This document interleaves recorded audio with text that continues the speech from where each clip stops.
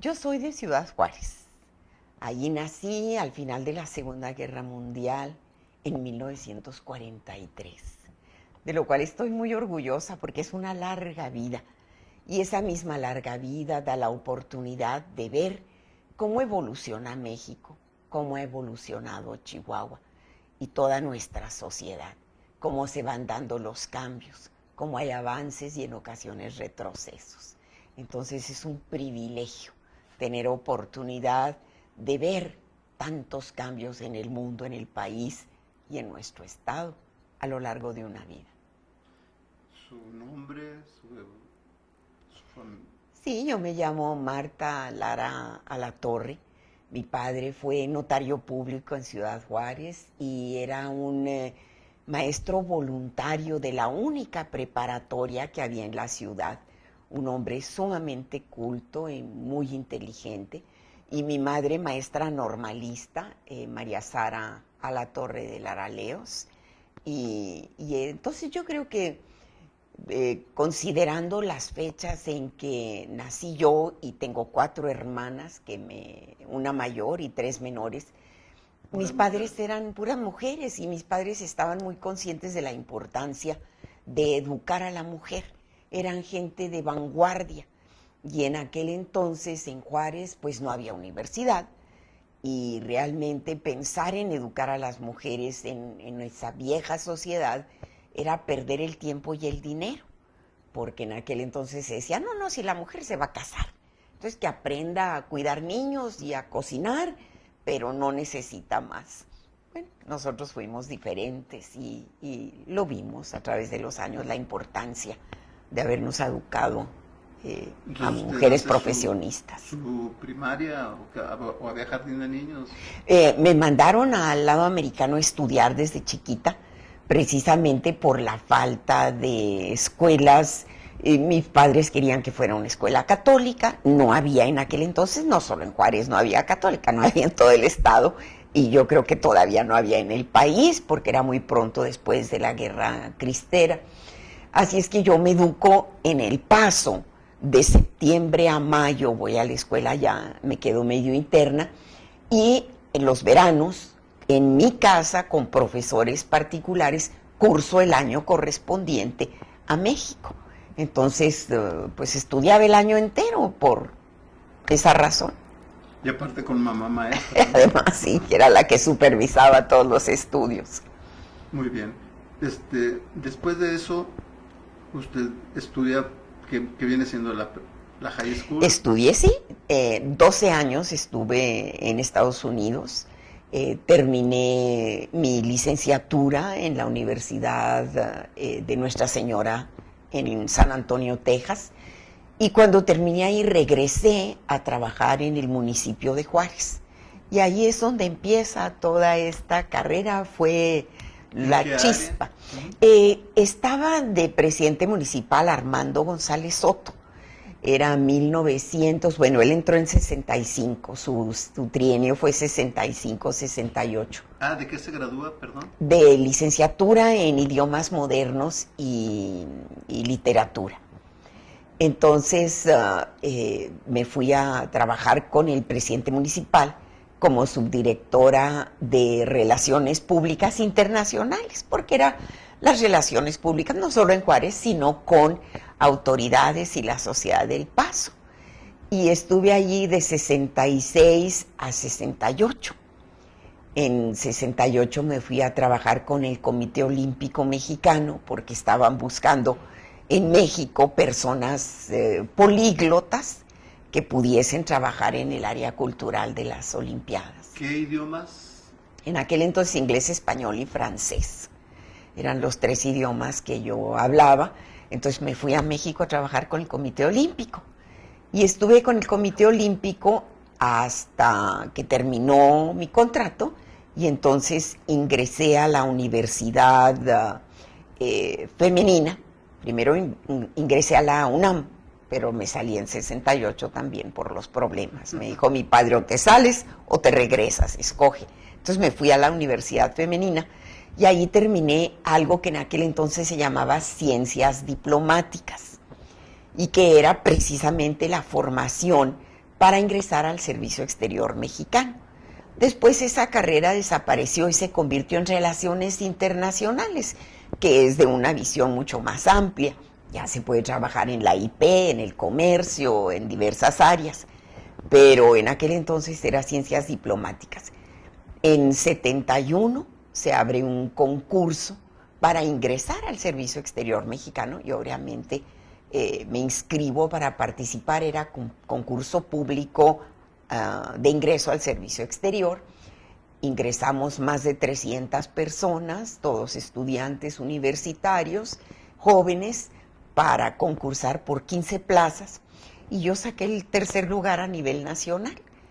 Y a partir de ahí es donde empieza toda la carrera diplomática. ¿Cuál es su primera misión o su primer Estuve en el Departamento de Asuntos Económicos de la Dirección General correspondiente. Pero nuevamente sucede que requieren en las altas oficinas personas con varios idiomas y una preparación más sólida, y no tenían. Y a los 3, 4 meses de haber entrado, me llamaron de la primera subsecretaría, que era la subsecretaría más importante de Relaciones, y me fui a trabajar directamente con el subsecretario. Entonces fue un brinco del piso 11 al piso 19, como en 3 meses o 4 meses. Algo que me favoreció muchísimo en el desempeño posterior. Porque de ahí ya empieza su carrera como... Sí, o sea, una vez que pasa uno el examen, estamos los que somos funcionarios como vicecónsules, es el primer nombramiento, pero ya es de funcionario. Entonces, cuando yo terminé mis exámenes y que saqué el tercer lugar y demás, me nombraron vicecónsul y empecé a trabajar en la Cancillería. ¿Que de ahí la mandan a dónde primero? De ahí, siendo colaboradora cercana del subsecretario, me llama y me dice, ¿quieres salir al exterior? Le dije que sí. Y me dijo, escoge, ¿a dónde quieres ir? Y le dije, yo quiero ir a un buen consulado, porque me interesa de sobremanera trabajar con la gente. Y creo que sería una buena oportunidad. Entonces me dijo, bueno, escoge consulado. Y me escogí Laredo, que en aquel entonces era el consulado más importante que tenía México y la primera frontera terrestre. Y ahí empecé y me gustó mucho porque, a diferencia de un embajador que es mucho más sofisticada la función política y anda uno en recepciones y demás, el cónsul es infantería, es trabajar con las autoridades, defender los derechos de los mexicanos, defender a los que están en las cárceles, recoger a los que van y mueren allá y despachar los cadáveres, buscar a las familias. O sea, es un trabajo realmente a favor del mexicano en el exterior. Los otros trabajan en los niveles políticos. El cónsul trabaja con los mexicanos que están en el exterior, prestándole todo tipo de servicios, pueden ser administrativos, legales, etcétera, y defendiendo sobre todo sus intereses, que en aquel entonces era lo que me apasionaba, porque si ahora se quejan los migrantes de maltratos, no tienen ni la menor idea de lo que era en aquel entonces el trato al mexicano en los Estados Unidos de América. Me imagino. ¿Ya estaba usted casada en ese tiempo? No, todavía no. Yo me casé siendo cónsul en Laredo, Texas, precisamente. En esta etapa que le digo de mi trabajo con el subsecretario, pues teníamos una comida en una embajada, una cena con otro embajador, en fin, cosas muy bonitas, no cabe duda que muy atractivas. Y en una comida con diplomáticos del Medio Oriente, estaba mi marido, que en aquel entonces estaba con la Embajada del Líbano en México, y es donde lo conozco, en una fiesta de relaciones exteriores en la que habían invitado a diplomáticos del Medio Oriente, y estaba él y estaba yo. Y bueno, pues el destino, sí, pero nos casamos 5 años después. Nos conocimos y cada uno siguió con su carrera y nos casamos años después. Entonces su marido también es del servicio. Mi marido era del Servicio Exterior libanés. Libanés. Sí. Muy bien. ¿Y ya cuántos años tienen? De casada, pues me casé en 74, 84, 74, 4, 14.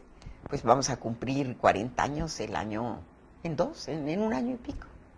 ¿Con cuántos Sí. hijos? Tuve 2 hijos y uno de mis hijos, que era una mujercita, murió. Entonces tengo mi hijo Humberto, que vive en la Ciudad de México. Muy bien. ¿Cuáles serían los logros académicos o profesionales más importantes de la licenciada Lara? Mire, yo creo que el haber destacado en mis estudios de ciencias diplomáticas, que además me entregaron, en aquel entonces se entregaban premios a los mejores estudiantes de México, y a mí me entregó un premio Bravo Aguja, en aquel entonces secretario de Educación. Yo soy una persona que en la escuela siempre sacó 10. Si sacaba 9.5 era drama y había una tragedia. Soy una persona de 10 en la escuela. Siempre fui no tanto inteligente, sino dedicada, estudiosa, y me gustaba estudiar, lo disfrutaba. Y creo que eso fue lo que me permitió ir a la gran capital, en donde pues yo realmente no era nadie, y poder competir con los tigres y los leones de la capital, que sigue siendo lo mismo, Sí, eso no ha cambiado. todo lo mejor, ¿no? Está la crema innata de México, y poder competir y ganarles a muchos y destacar. ¿Era la única mujer, licenciada? No, entramos 4 mujeres, 4 o 5 mujeres, entramos en esa generación, 1971. Fue el primer examen de Luis Echeverría. Y él quería también que los miembros del servicio exterior pues no fueran recomendados de la IP o de los políticos o de las familias de alcurnia, que se acostumbraba muchísimo, sino que fueran gentes que se ganaban su lugar en la secretaría. Y gracias a esa manera de pensar, esa generación y otras cuantas más durante la administración del presidente Luis Echeverría, pudimos entrar quienes teníamos los méritos académicos, y no teníamos que quedarnos fuera porque pues ya se habían llenado las plazas por recomendados de familias ricas, adineradas, de alcurnia o políticos bien ubicados. ¿Maestrías, posgrados importantes? Estudié, pero no terminé mi maestría. Empecé a estudiar una maestría, pero pues en el servicio exterior son cambios constantes. En el servicio consular son cada 3 años. Entonces, cada 3 años me cambiaban de sede, de adscripción, de jurisdicción, y se me hizo muy difícil poder terminar esa maestría. Entonces me quedé sin terminar la maestría, pero con otros estudios que no tienen equivalente en México para perfeccionar conocimientos dentro del área de relaciones exteriores y de diplomacia, que fueron cursos que tomé en Naciones Unidas, en Nueva York, y en la OEA en Washington. ¿Reconocimientos? Ay, reconocimientos sí tengo, ¿qué le diré? No sé si más de 40. Son muchísimos reconocimientos de estudios y de trabajo, y sobre todo de las comunidades mexicanas asentadas en Estados Unidos. ¿Es principalmente en Estados Unidos donde ha trabajado? Sí, es exactamente. Yo me especialicé en relaciones México-Estados Unidos, y toda mi vida estuve desempeñando cargos en ese país hasta llegar a lo máximo que se considera el cargo mucho más importante. Con las administraciones del PRI era considerado a nivel de gabinete, que es el Consulado General de México en Los Ángeles. Ahí estuvo. Sí, ahí estuve. Entonces tuve oportunidad de escalar dentro de Estados Unidos, desde Laredo, que era en aquel entonces la frontera más importante y con muchísimos problemas, Laredo, Houston, El Paso, Seattle, en la otra frontera, cerca de Canadá, Nueva York, Washington, Miami, para terminar con Los Ángeles, que era el puesto y hasta la fecha se considera el de mayor complejidad en el servicio exterior mexicano. La mayor cantidad de mexicanos, ¿no? Así es. Fíjese que tenía yo en aquel entonces aproximadamente 1 millón de indocumentados en el estado, en la zona del estado de California. Y cuando daba el grito en las escalinatas de la presidencia municipal, pues me limitaba la policía a 30,000 participantes. O sea que había 30,000 gargantas entusiastas que cuando yo gritaba los vivas a México, contestaban con un fervor y con un amor a la patria que solo se siente cuando está uno fuera del país. Dentro del país no es lo mismo gritar viva México. Se siente diferente. Totalmente distinto. Muy bien, licenciada. Qué interesante. Bueno, ¿y nada más en Estados Unidos trabajó como diplomática o hay más? Bueno, estuve en el área de Naciones Unidas, que porque Naciones Unidas está también en Estados Unidos, bueno, pues trabajaba yo, iba y regresaba de México a Nueva York. Entonces, también trabajé con la OEA en organismos multilaterales y organismos especializados de la OEA, manejándolos desde México. Tenía a veces que ir a algunas conferencias en La Habana, en Quito, Ecuador, en fin. O sea, que salía en mis trabajos, pero realmente, territorialmente hablando, siempre estuve en el área de América, sí. Muy bien. Si pudiera hablar la licenciada Lara de algún logro no alcanzado, ¿existe? No, lamentablemente no. Debo ser sincera y sin jactancia alguna. Yo soñé con ser cónsul de México, pero nunca pensé que iba a tener la oportunidad de ser un cónsul tan destacado, cónsul general. Y lo sabe Jorge Castañeda, lo sabe Vicente Fox, porque el logro mayor que tuve estando en Los Ángeles fue la bancarización de los mexicanos indocumentados. Jorge Castañeda y yo ideamos una matrícula consular para identificar a los mexicanos, porque luego no tenían ni siquiera identidad en el país, y estamos hablando ya de 2002, 2003, no digamos cuando no valían nada, ¿no? Cuando en los ranchos y en los pueblos de Texas había anuncios: no mexicanos, no perros, y no estoy exagerando, así era en Texas cuando yo estuve iniciando mi carrera. La defensa tenía que ser ardua de los mexicanos. Acá no tenían identidad porque no salen con documentos, no entran legalmente y entonces no existen. Si usted no tiene ningún documento, ¿cómo comprueba legalmente quién es? Entonces sacamos una matrícula y yo logré con el entonces presidente de Wells Fargo, el banco Wells Fargo, que su sede estaba en San Francisco, pero yo tenía muy buenas relaciones con él y con el banco en Los Ángeles, que nos aceptara la matrícula consular como identificación de un mexicano para abrir una cuenta de banco. Y si usted entra al sitio web del banco, ahí estoy yo, está toda la historia. Yo le avisé a Castañeda que el presidente del banco lo estaba considerando, que muy probablemente lo aceptara. Cuando lo aceptaron hicimos anuncio importantísimo en Los Ángeles. Y bueno, yo creo que es una de las cuestiones que le ha cambiado la vida a los mexicanos indocumentados dentro de Estados Unidos.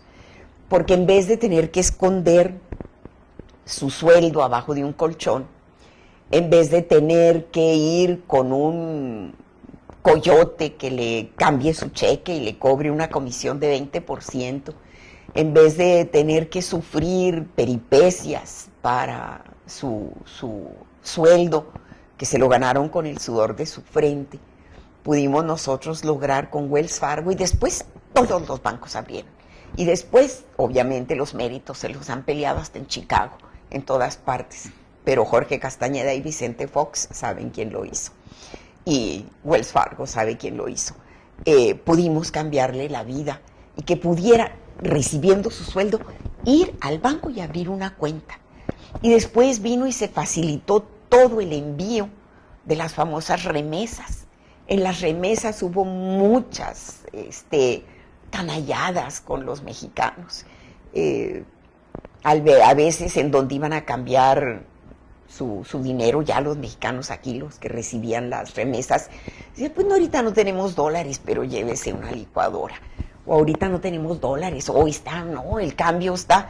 Y entonces en todo les robaban, o sea, parte de eso. Les fue mal allá como así es, por doble partida. Así es que no solo había yo soñado, regresando a su planteamiento inicial, no solo había soñado ser cónsul, bueno, nunca soñé que iba a ser de tal altura las posiciones que yo lograra dentro de Estados Unidos, sino que además iba a poder dejar algo que fuera realmente una aportación mía a aquellos indocumentados por los que yo trabajé durante tantos años. Y que seguirá habiendo, ¿no, licenciada?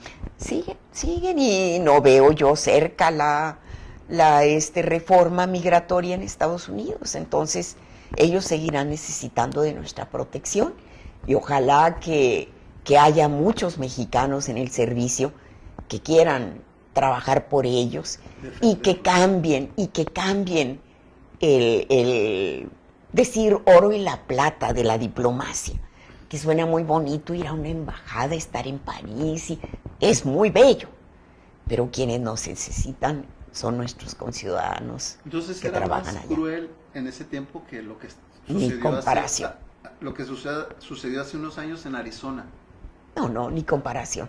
En Arizona se da un fenómeno que después se propaga por Estados Unidos, que es el despreciar al mexicano, el echarle la culpa de la crisis económica, porque viene en mucho junto con una crisis económica que se va gestando y que culmina en 2008 y 2009. Y el no querer verlo en un plano de igualdad con el norteamericano, ya sea de origen mexicano, que también los hay, que no quieren a los mexicanos. Dicen que son más duros. Son más duros. Y del mexicano, del americano típico anglosajón, ¿no?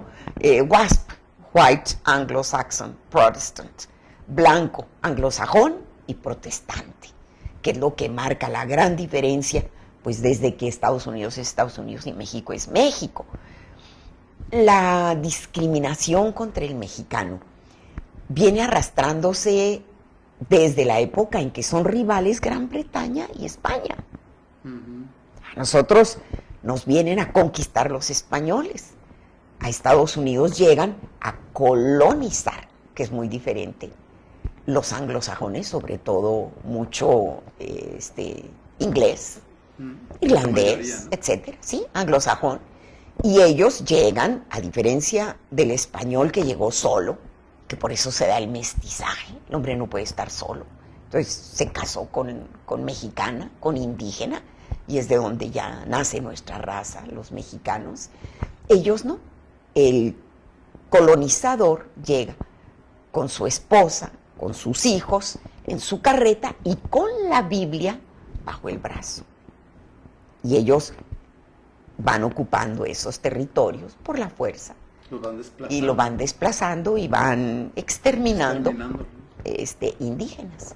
Entonces es otro proceso, pero la misma rivalidad aquella la trasladan al nuevo mundo y bueno, todavía hay discriminación en Estados Unidos hacia nuestros mexicanos, ya es mucho menor. Realmente nos beneficiamos de los esfuerzos de Martin Luther King, porque luchó porque al afroamericano lo vieran como igual. Y bueno, en cierta forma nos ayudó a nosotros, porque también al mexicano lo discriminaban por el color de su piel. ¿Usted cree que ya no tarde mucho en ser la primera minoría? No, eso ya viene. Sí, eso viene. Eso viene. Los números, mire, el mexicano sigue reproduciéndose y tiene más hijos. ¿No? Sí, claro que sí. El americano quiere tener uno. Entonces, imposible que con los afroamericanos y los latinos que además ya hay de muchas partes, no solo de México, pues vayan ellos a poder mantenerse como... No, ya son definitorios incluso para elecciones en algunas partes. Así ¿no? es, así es. Y hay algo muy interesante, que ya son mayoría por nacimiento. En California, poco antes de que yo saliera, había más niños latinos y afroamericanos por nacimiento que anglosajones. Bueno, sí que... Sí, americanos de tipo anglosajón. Licenciada, ¿ya llegó usted al tope de su carrera diplomática? Sí, sí, sí, sí. Más importante que Los Ángeles no hay en ninguna parte del mundo. Digo que se considera el cargo más importante fuera de Estados Unidos y el más fuera de Estados Unidos, fuera de México, y el más complejo, precisamente por eso, por la cantidad de gente que tenemos en California, por lo que se requiere para protegerlos y para ayudarlos, para ampararlos. No hay nada similar en todo el mundo. Ahora, remítame a la actualidad. ¿Sigue siendo diplomática o ya se Sí, retiró? yo soy jubilada, pero como los militares, nosotros somos gente de carrera. Yo soy una persona de carrera. Entonces me jubilo como embajadora. Sigo teniendo el derecho a usar mi rango. Yo soy la embajadora Marta Lara y así seré hasta el día de mi muerte, porque nos ganamos poco a poco, subiendo de escalafón, el rango de embajadora de carrera. ¿Y ocupó alguna embajada? No, por varias razones. Uno, porque quería mantener presencia en Chihuahua. Segundo, porque mi ilusión era defender a los mexicanos y la pude ver cristalizada. Y tercero, porque mi marido no me seguía, entonces no me podía ir yo muy, muy lejos, porque tenía a mi esposo, mi familia y demás. Entonces, viviendo en Estados Unidos se nos facilitó mucho que Pedro, mi marido, estaba 3 semanas aquí y 2 semanas conmigo. Y luego regresaba aquí 2 semanas aquí y luego una semana ¿Y conmigo. él siguió en el servicio Ya sí. exterior de No, su país? no, él tuvo que renunciar. En aquel entonces no nos permitieron que fuera yo cónsul de México y él cónsul del Líbano. No lo aceptaron los gobiernos. Entonces él renunció y yo seguí. Entonces ya hicieron la vida en Chihuahua Sí, principalmente. en Chihuahua principalmente. Entonces ya hablaríamos pues de las dos primeras vertientes que fueron muy interesantes. Pero ahora, dígame, en 1986 nadie sabíamos quién iba a ser el secretario general de gobierno.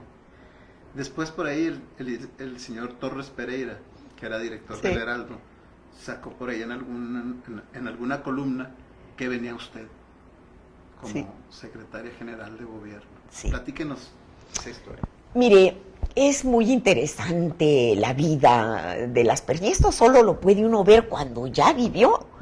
Se puede ver cómo son las cosas, cómo se van dando las coincidencias, las oportunidades que a veces cuando las estamos viviendo no tenemos la capacidad de percibirlas y entenderlas plenamente. Yo estaba de cónsul en Houston cuando fue Óscar Flores a dar el grito a Houston. Precisamente era una vieja costumbre de los gobiernos priistas. Salían los más destacados del gabinete a dar el grito el 15 de septiembre por la noche en representación del presidente. Entonces a mí me tocó que fuera don Óscar a Houston. Óscar Flores fue amigo de mi padre, lo conocía muy bien. Decía que eran los 2 mejores abogados de Chihuahua, eran de Juárez, Menavaca y Lara Leos. Lara Leos era mi padre. Entonces a él le dio gusto verme en el consulado. Pudo ver cómo organicé la fiesta del 15 de septiembre, pudo ver mi capacidad de desenvolverme con autoridades americanas con las que no tengo ninguna dificultad. Me eduqué en su país, hablo su idioma mejor que muchos americanos. Entonces, para mí era una cuestión muy sencilla, sin acento ninguno. Pero pues empecé a los 6 años, entonces ese tiene sus ventajas. Y a él le llamó muchísimo la atención. Y lo acompañaba uno de sus funcionarios que estaba en la oficialía mayor, o era subsecretario, con él, porque fue subsecretario y luego oficial mayor. el licenciado Fernando Baeza. Y yo no conocía a Fernando, allí lo conocí, pasamos 3 días juntos, estaba mi esposo conmigo, los atendí, pues como atendía yo a todos los visitantes distinguidos y con un cariño especial porque Óscar era amigo de mi padre. Y resulta que cuando es candidato Fernando Baeza a la gubernatura, según me platicó la señora viuda de don Óscar, Patricia, Pati me dijo que don Óscar le comentó a Fernando Baeza: a mí me parece que hay un magnífico elemento en la señora Marta Lara, tenla presente. Y resulta que pues Fernando, no sé si también lo había visto o no, porque no me lo ha confesado, pero bueno, me buscó. Haga cuenta que el licenciado Flores es el mejor gobernador para él. Ah, no, pues sí, además para mí también. Fue un gran gobernador de aquellos años de gobernadores fuertes, pero que bueno, también tenían su razón de ser, ¿no? Él se había formado con Obregón, eran gente de línea muy dura, pero sí eran grandes gobernadores. En mi opinión, mantenían la paz, la tranquilidad y demás. Era época en que todavía no se difundía lo de los derechos humanos y pudiera cuestionárseles al respecto en tiempos de ahora, pero uno vive los tiempos que le corresponden, Sí, sí. de acuerdo con la época y las... En una revolución no se puede hablar tampoco, de eso. Tampoco. Así es que, pero en fin, el licenciado Baeza piensa, por alguna razón, que puedo ser su secretaria general de gobierno. Y no me explico cómo llegó a esa conclusión, porque acuérdese que Chihuahua era un polvorín. Chihuahua estaba, como no lo he vuelto a ver, afortunadamente nunca, jamás. Estaba convulsionado, estaban enfrentados, pero además al nivel hasta de familias y de personas, de amigos divididos por la política, la iglesia dividida por la política, todo dividido por la política, los partidos, todo. Y el encono era fuerte. Muy fuerte, muy, muy fuerte. Y en esas condiciones, ¿cómo se le ocurre a Fernando?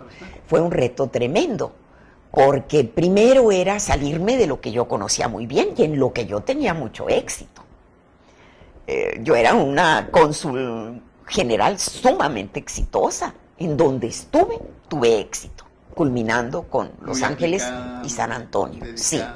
Y con gran reconocimiento de las autoridades en Washington y en los estados en donde yo estuve. Ahí tengo felicitaciones del gobernador de Texas, del gobernador del estado de Washington, del gobernador de California. Me quisieron mucho los dos, tanto Schwarzenegger como Gray Davis, que fue antes que él. En fin, pero yo era una persona que nadaba como pez en el mar de Estados Unidos.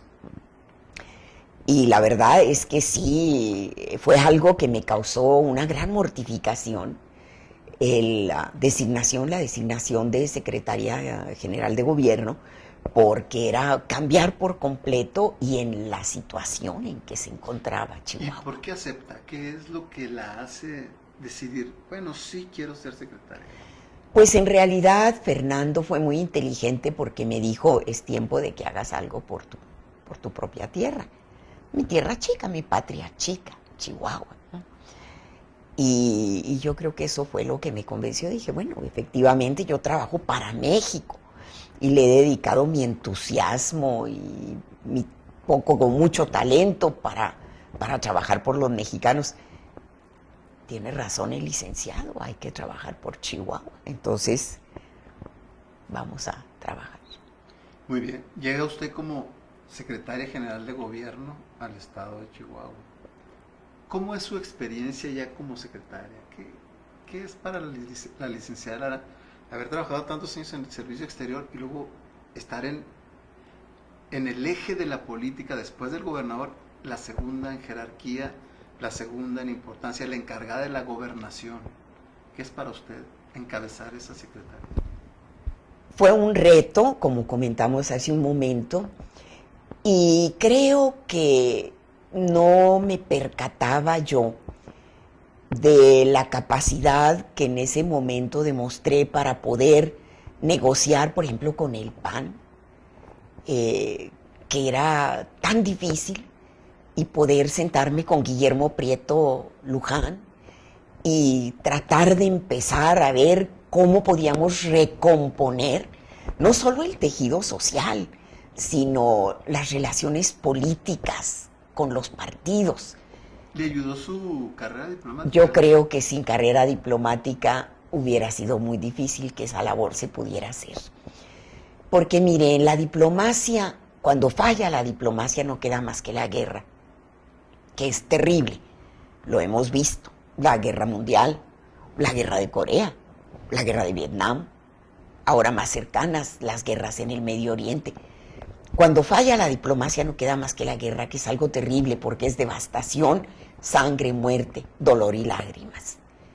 Entonces, convencida de ello, el diplomático lo que tiene, a diferencia de los políticos, es que tiene una convicción de que tiene que prevalecer la paz sobre la guerra. El diálogo. La paz solo se puede lograr con diálogo, conciliación, negociación, acercando a las partes, buscando donde hay puntos de coincidencia para ir tejiendo fino, para poder reparar el daño, para poder acercar, sanar las heridas.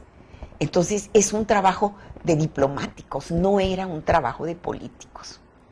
Creo yo que fue allí lo que vio el licenciado Baeza, de que primero no había estado yo aquí, yo venía limpia, no me había manifestado en las calles, no había salido ni a gritar por un lado ni por el otro, era una persona también con una carrera impecable porque en el servicio exterior no hay de dónde robar, porque no hay dinero, y menos en aquel entonces teníamos hasta que poner nosotros muchas veces de nuestro propio peculio.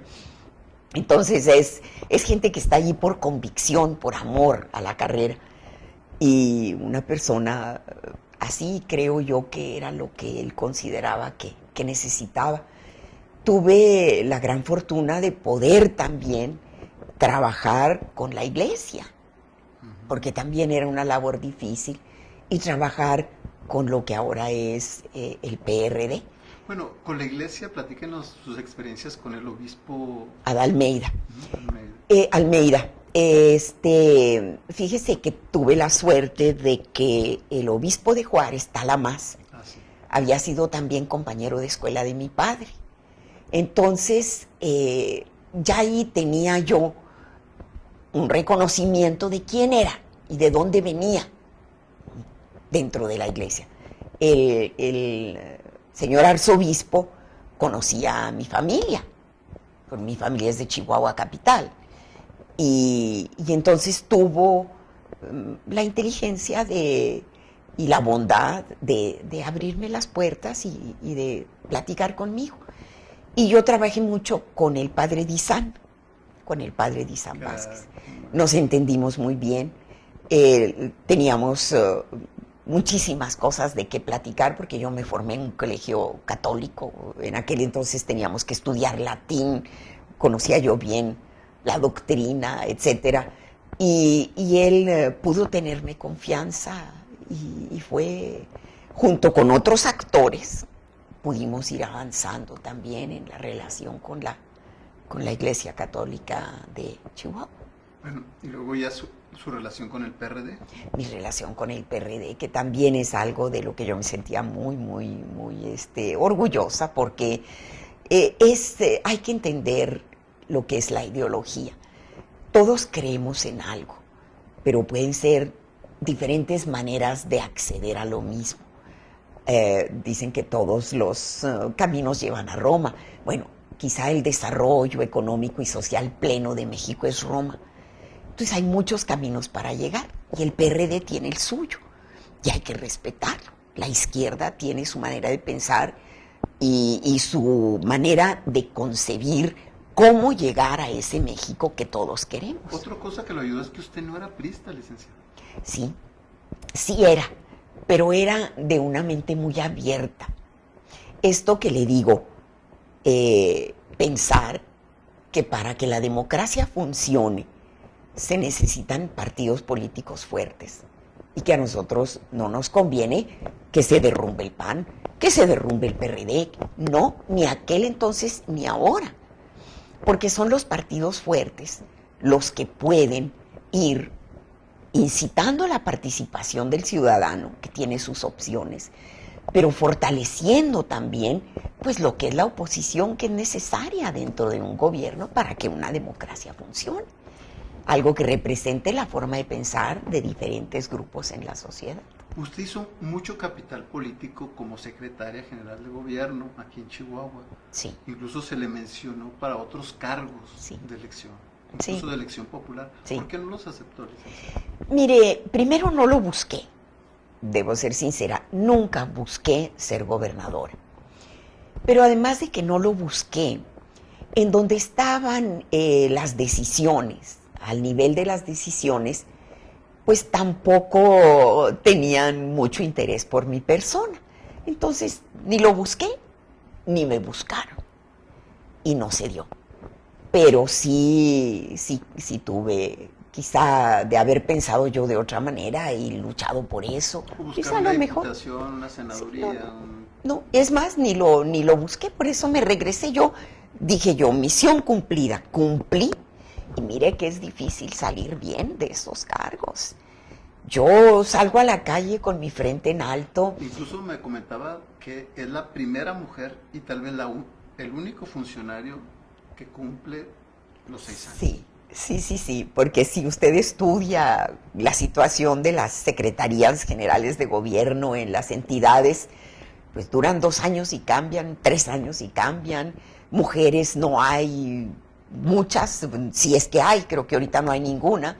Pero fue usted la primera mujer que ocupó la Secretaría General. Aquí en Chihuahua, sí. Aquí en Chihuahua. Sí, del país no sé, pero aquí en Chihuahua sí. Y soy quizá la única que duró los 6 años. Y también es la primera gobernadora que tenemos. Interina. Sí.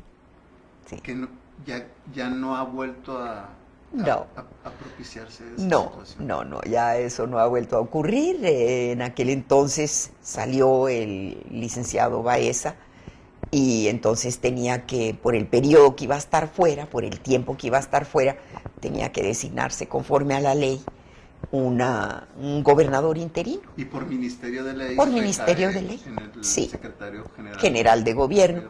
Y entonces yo voy ante el Congreso local, tomo la protesta y me quedo formalmente como gobernadora interina hasta el regreso del licenciado.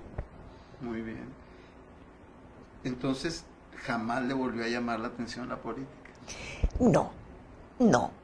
Mire, en aquel entonces era un reto maravilloso, porque estábamos perfeccionando nuestra democracia. Empezaba a hablarse de derechos humanos, entonces también era algo novedoso en lo que podíamos ir. Había mucho que construir, había idealismo, quizá también marcado entre el mismo gobernador y los que éramos parte de su gabinete. Ahorita la política ha cambiado mucho, está muy afectada en cuanto a su desempeño y a su margen de acción, pues por todo lo que ha ocurrido, particularmente los problemas de narcotráfico y de crimen organizado. Es el panorama totalmente diferente. Los retos son de otros, son retos que no me interesan. Entonces, nunca volví a buscar ninguna cosa en política. Y estaba yo de cónsul tranquilamente con mi consulado, muy difícil, de cónsul general en Miami, que no nos querían los cubanos de Estados Unidos. Allá son mayoría los cubanos, ¿no? Sí, pero son los cubanos no de Fidel, sino de la gran oposición. Y manejé problemas muy graves de los balseros, me tocó la época de los balseros. estaba yo en constante comunicación con Gobernación, con el Instituto Nacional de Migración, porque iban a mi consulado, yo les abrí la puerta, no se había abierto antes, yo llego a Miami por un problema muy grave que se presenta de que nos intentan quemar el consulado, los cubanos inmigrados, intentan quemar el consulado de México en Miami por una falta de atención, también de manejo político, y me habla Manuel Tello, el secretario, y me dice, te vas de inmediato a Miami porque tengo un problema, y es político y solo tú lo puedes manejar. Bueno, nosotros somos como los generales, nos mandan y nos cambian y nos trasladan y no tenemos más que decir, sí señor. Me fui de inmediato a Miami y dije yo, bueno, yo lo que aprendí en Chihuahua lo tengo que usar, y busqué a los líderes de los grupos cubanos, cosa que nunca se había hecho, y los convoqué, empezamos a platicar, entraron al consulado por primera vez a plantear sus preocupaciones y todo, y sobre todo en aquel entonces era que los balseros, las corrientes se los llevaban hacia México, venían apareciendo allá por Isla Mujeres o Cancún, etcétera. Y entonces pues el problema era el del gobierno de México. Los deporto, no los deporto, ¿qué hago con ellos? ¿Qué trato les doy? En fin, porque al no llegar a Estados Unidos, en donde hay una ley que los favorece enormemente y que no está a favor de los mexicanos, se llama la ley de los pies mojados. Si un cubano que está peleado con su gobierno toma una balsa en La Habana y se va navegando por eso, creo que son 90 millas, un tramo cortito de mar entre Miami. Cuba y Miami, sí, Miami. El momento que él pone pie en la tierra, ya está protegido por la ley. Norteamericano. Ya está protegido, tiene derecho a documentos. Y pasa con muchos países, incluso centroamericanos y sudamericanos, a los les que han dado mejor trato, ¿no? sí. Sí, ha ocurrido con países centroamericanos también cuando han tenido desastres naturales, ya sean terremotos o huracanes, también los han acogido con mayores beneficios que a nosotros, sí. Sí. Licenciada, platíqueme de gente que conoció como secretaria general. Bueno, mire, ahí lo interesante fue cómo fuimos tejiendo amistad. Por ejemplo, con Guillermo Prieto Luján, a quien incluso en mi pequeño libro sobre Chihuahua le dedico un capítulo. En fin, fue muy, muy interesante para mí porque yo no los conocía. Yo estaba fuera de Chihuahua, tenía, no sé, 15 años o no sé cuántos fuera del estado. Y entonces fue muy interesante ir entablando amistad con ellos. Pero pues es tan amplio, conoce uno tanta gente, otros gobernadores, secretarios de Estado, presidentes de la República. Yo entré cuando era presidente Miguel de la Madrid y pues lo conocí bien porque vino a Chihuahua varias veces, a veces teníamos que ir nosotros a México por asuntos del encargo.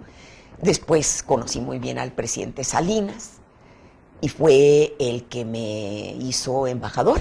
Él fue el que los nombramientos los da exclusivamente el presidente. Entonces a mí, cuando yo terminé aquí mi encargo, poco después me nombraron embajadora extraordinaria y plenipotenciaria de México. ¿Qué sería el cargo con el que ya se va usted sí, posteriormente? Sí, sigo en mi empeño por aportar en Estados Unidos. Pero sí, de allí regreso de Miami, regreso ya era yo con el rango de embajadora y entonces me buscan para ser senadora, para ser candidato a senadora de la República. Y fue cuando me tocó con mi gran amigo y el hombre extraordinario del que Chihuahua puede estar muy orgulloso, que es competir contra Luis H. Álvarez y ganarle. Muy bien. Entonces, Le ganó a don Luis H. Álvarez la elección. Sí, él era el candidato del PAN. Cuando supo el PRI a nivel nacional, estaba Pichardo Pagaza, de presidente del PRI, que iba a ser Luis Álvarez el candidato del PAN a la senaduría. Seguramente pensaron pues que tenía oportunidad de ganar y que había que ponerle un candidato que pudiera. ¿Cuánto hacía que había salido usted de...? Esto fue en 94, yo había salido en 92.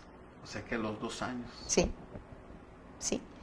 Y entonces el señor presidente del partido me habló al consulado en Miami y me dijo, queremos que aceptes la candidatura. ¿Y lo aceptó porque lo consideró un reto también, licenciado? Otro reto, sí.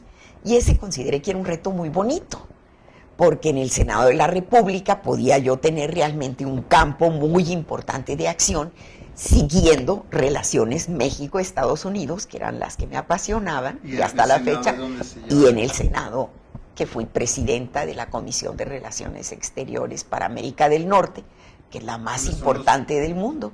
Es donde están las relaciones. Así es, a nivel parlamentario. ¿Sí? Entonces lo pensé y no dije, otro reto, pero bueno, voy. ¿Y fue una experiencia grandiosa para usted? Grandiosa. ¿Más grandiosa. que la Secretaría General? Mire, lo que pasa es que las campañas son muy bonitas. ¿Por qué? Porque le permiten, la del Senado, es como la de un gobernador, porque usted tiene que andar por todo el estado. Tiene que andar en el norte, en el sur, en el este y en el oeste, toda la sierra, recorrerla. Y entonces va usted no solo viendo in situ. Era gobernador barrio, ¿verdad? Y había gobernador panista, sí. Entonces conoce a la gente, ve de primera mano sus problemas, tiene oportunidad de ofrecerle soluciones. En fin, es bellísimo. El otro es un martirio. En la temporada que yo estuve, los 6 años, a mí se me hicieron los 6 años más pesados de toda mi vida. En la entrevista que le hice al licenciado Baeza el sábado, Sí. Él dice que se logró trabajar bien. Se logró la gobernabilidad en 2 años, dijo ya para Sí, el tercero, ya hubo. Así es. Hubo una elección, dicen, donde se recuperó Chihuahua, se recuperó Juárez. Así es. Algunos municipios importantes. Sí. ¿Cuándo considera usted que ya su relación, su trabajo como secretaria general se empieza ya a no ser tan pesada? Pues no, en realidad fue igual de pesado los 6 años, porque nada más una parte era la conciliación política, pero los problemas de Chihuahua en su dinámica, en aquel entonces era el CDP, nos generaba constantemente problemas, había muchas marchas, había bloqueos de carreteras, seguir con la gobernabilidad, continuar. Así es. Ese es lo que uno entiende en la escuela, que lo estudia y lo deja pasar nada más como un concepto de la dinámica social. Hay que ver lo que es la dinámica social cuando está uno dentro del gobierno. Todos los días brincan problemas.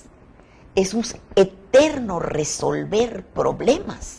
O sea que usted llegaba y ya tenía un entero dependiente. Sí, y plantones frente a Palacio, y que un paro, que una huelga, y cosas pero que impactan al Estado y que no se pueden dejar correr.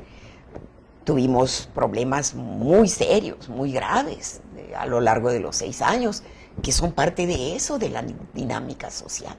Entonces nunca se termina. Yo terminé del peso sentirlo sobre la espalda el día que terminó la administración. Que entregaron el gobierno. Sí. Y como decía usted, desde el primero hasta el último día. Hasta el último día. Sí. Ahora sí, platíquenos una anécdota, o 2 o 3, las que usted quiera. Algo bonito que podamos publicar. Pues son tantas que es difícil encontrar una que pudiera superar a las otras.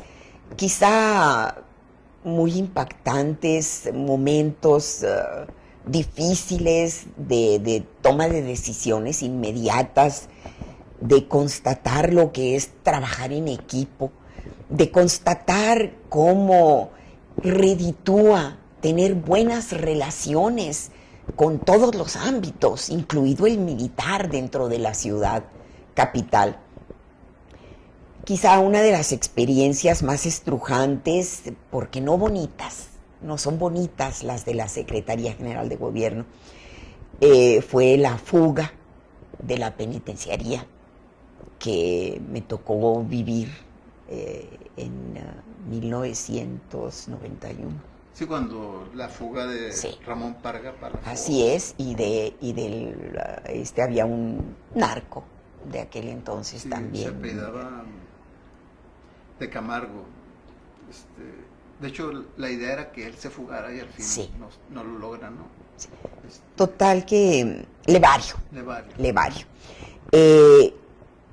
Estaba yo comiendo aquí en la casa de ustedes, porque salía yo a las 3 de la tarde de Palacio de Gobierno, y yo nunca he sido de comer en restaurantes, ni andar en lugares grillos, ni llevar gente a comer, todo lo he hecho en mi casa. Aquí vinieron Guillermo Prieto Luján, en fin, todo lo hacía yo dentro de mi casa, para poder tener la discreción que en la diplomacia, que no en los políticos, pero en la diplomacia es importante. Entonces estaba yo comiendo aquí en mi casa y me hablaron de la Secretaría de Gobierno y me dijeron que había un problema fuerte en la Penny, que había habido una balacera. Y era cuestión, acababa de ocurrir un par de minutos. Y le dije, gracias, voy para allá, y colgué. Y ya no dio oportunidad de que me dijeran más. En el camino estuve hablando por teléfono en lo que llegué de aquí a la penitenciaría. Y cuando llegué estaba Granados allí esperándome y me dijo, no entre. Era el director de Gobernación. Entonces él me pidió que no entrara. Y yo creo por responsabilidad y por protegerme de que pudiera haber alguna cosa, pues acababa de ocurrir la balacera. Y le dije, no, sí voy a entrar. Y entré, y estaba también el director, que era el licenciado Piñón, y también preocupado porque hubiera yo entrado.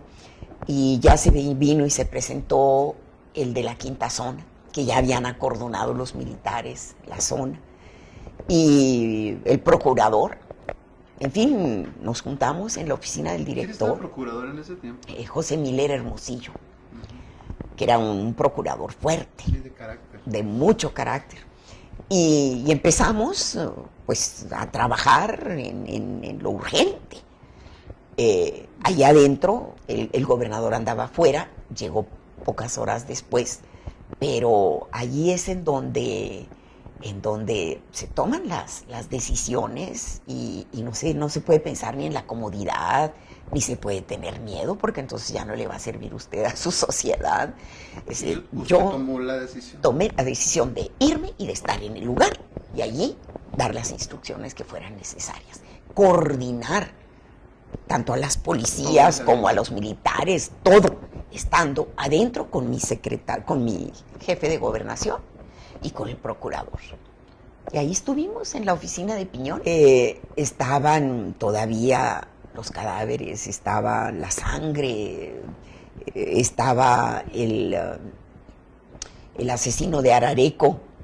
Se había quedado, lo tenían en una jaula que se llama La Jaula, que es como una jaula de fierro. Estaba allí, estaba herido. Noé Gerardo Payán. Estaba herido, le había entrado una bala en la cara, le había salido por el otro lado en el cuello. Estaban las personas que por mala suerte les había tocado estar ahí de visita. Yo trabajé con ustedes todo ese gobierno. Sí, me acuerdo muy bien. Entonces, yo no recuerdo si usted estaba, la verdad, pero lo que sí recuerdo es pues el caos que había al interior de la Penny. Y después Penny. lo que se generó a nivel social, ¿no? Que también fue difícil. También, pues sí, teníamos que buscar, y eso ya era más del área de Pepe Miller, recapturar a los que se habían fugado, y hubo repercusiones tremendas, como al que no se quiso rendir y lo mataron en un parque, ¿verdad? La Parga, que era un criminal, pero terrible. 21 homicidios. Debía 21 vidas, sí. Y todavía mató a una muchacha, si mal no recuerdo. La ya hirió. cuando se Bueno, había ya actuado. ese es otro, pero bueno. Sí. Ahora platíqueme una buena. Una buena Ujú. de la Secretaría. Una chusca. Bueno, chuscas hay muchas, chuscas, incluso que no se las va a platicar el gobernador, a lo mejor ya ni se acuerda. Pero yo recuerdo una en particular que quería el gobernador, junto con el presidente municipal y demás, dignificar ahí el área donde estaba el central de autobuses y demás en una Sí, zona de era la mala zona muerte. roja, ¿no? Y luego no recuerdo los detalles, pero se habían peleado con uno de los centros empresariales y total que nos llegó una protesta de meretrices. Y ahí huyeron todos los señores. Nadie la quiso enfrentar, ninguno, todos se fueron corriendo, no había nadie, me quedé yo. ¿Llegaron a Palacio? Llegaron a Palacio, sí. Si mal no recuerdo, hicieron ahí una amenaza de que se iban a desnudar frente a Palacio. Pues siendo mujer yo, dije yo, por mí que se desnuden, pero lo malo va a ser que pues van a exhibir sus tristezas. Entonces, si quieren, adelante. A mí eso no me mortifica. Total, que allí ya hubo negociaciones y cosas y todo.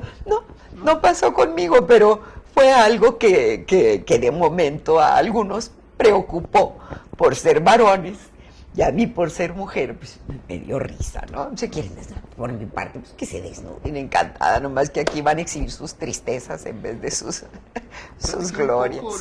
¿Cómo fue su relación con el Lic Baeza? Preciosa. Es una relación muy, muy bella, yo la aquilato enormemente. Fernando tiene una gran cualidad, que él, si uno se gana su confianza, él delega y nada más pide resultados.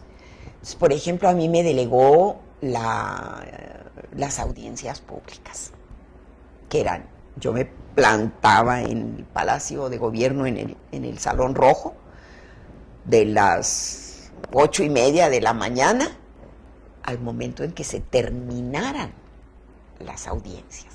Yo atendía los lunes a todo el que se presentaba en Palacio. No tomaba agua, no salía a comer, nada, hasta que el último ciudadano se retiraba. Claro que lo podía hacer porque era joven, pero también exigía una gran disciplina.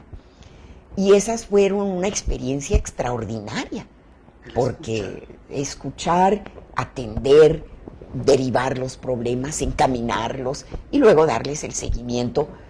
Mire, un buen secretario le tiene que quitar los problemas al gobernador, si no, no sirve. Esa es su función. Uno agarra todos los problemas. ¿Para qué? Para que no estén tan grandes o crezcan tanto que entonces le caen al gobernador. Desde ahí se resuelve. Todo se debe resolver por la Secretaría de Gobierno. Si usted no le resuelve todos los problemas al gobernador, no está haciendo su trabajo. No está haciendo su trabajo. Porque él tiene que tener su tiempo para dedicarse a hacer política y al bienestar del Estado. No puede estar amarrado con un grupo de taxistas que no les dieron un permiso o con un grupo de personas que no están conformes con el agua o agricultores que les faltan insumos o lo que usted quiera. Los problemas son muy diversos, pero esa es la función de uno, atenderlo. Que llega un plantón, ya están gritando con micrófono afuera, vámonos, luego, a ver quién es, qué quiere, jalarlo, cómo platicamos, en fin, ese es, y es todos los días. Después de la senaduría, ¿ya no quiso usted más? ¿Ya no buscó más? Lo que pasa es que termina uno y yo siempre, como es carrera la mía en el servicio exterior, siempre tenía mi puerta abierta para regresar al servicio. Entonces, siempre que terminé, regresé a mi servicio exterior. Porque tal vez la diputación hubiera sido buena, ¿no? Bueno, hubiera sido pan comido, porque, bueno, trabajo de una secretaría de gobierno, pues es No infinitamente... digo posterior a la senaduría o anterior. Ah. Bueno. Oh, ya, yo creo que después de la senaduría, una diputación, ya solo el que se dedica a la política.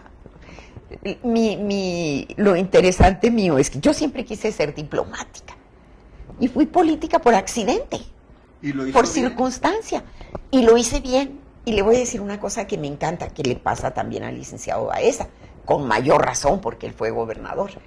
Pero yo a veces ando en el correo o ando en una tienda o ando en el mercado, en cualquiera de ellos, y se me acerca la gente y dice, usted es la señora Lara, ¿verdad? Sí, ay, la conocemos del periódico.